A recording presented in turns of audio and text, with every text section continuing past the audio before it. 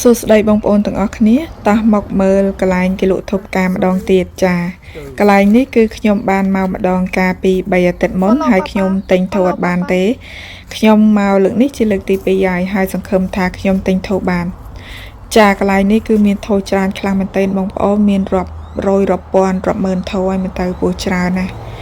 ហើយនៅពេលដែលខ្ញុំដើរទៅដល់កន្លែងធូបដែលខ្ញុំចង់បានហ្នឹងស្រាប់តែឃើញតែមួយទៀតខ្ញុំមានអារម្មណ៍ថាអស់សង្ឃឹមមែនទែនហើយខ្ញុំគិតថាបើសិនជាធូបដែលខ្ញុំស្រឡាញ់ហ្នឹងមានតែមួយដូចលើកមុនទៀតចាខ្ញុំប្រកាសជារ៉ូម៉ូតថ្មីហើយពួកអីខ្ញុំអត់ចង់បើកឡានមកម្ដងហើយម្ដងទៀតអត់ដាអញ្ចឹងមានអារម្មណ៍ថា stress ចាចឹងហើយស្របពេលដែលខ្ញុំកំពុងតែមើលធូបដែលខ្ញុំស្រឡាញ់ហ្នឹងក៏មានបុគ្គលិកកន្លែងគេលក់នឹងមកសួរនាំចាហើយខ្ញុំក៏ប្រាប់គាត់ថាខ្ញុំចង់បានធូបមួយនេះប៉ុន្តែវាមានតែមួយតើគាត់អាចរយខ្ញុំមួយទៀតបានអត់ស្រាប់តែបុគ្គលិកជនជាតិអាហ្វ្រិកហ្នឹងគាត់ស្បល់ខ្មៅមែនប៉ុន្តែគាត់ជាមនុស្សរួសរាយរាក់ទាក់ចិត្តល្អខ្លាំងមែនទែនគាត់ក៏បើកអត្រាគាត់ហ្នឹងទៅកន្លែងស្តុកចាហើយគាត់ក៏ឃើញមួយទៀតហើយគាត់ក៏ដឹកមកឲ្យខ្ញុំ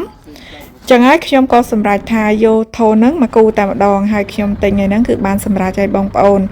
ថូមកគូនេះគឺតម្លៃចា$300ចា150ហើយតម្លៃនេះគឺមិនថ្លៃទេព្រោះខ្ញុំបានជ្រេច្រើនកន្លែងដែរឥឡូវទៅផ្ទះឲ្យបងប្អូនបាយ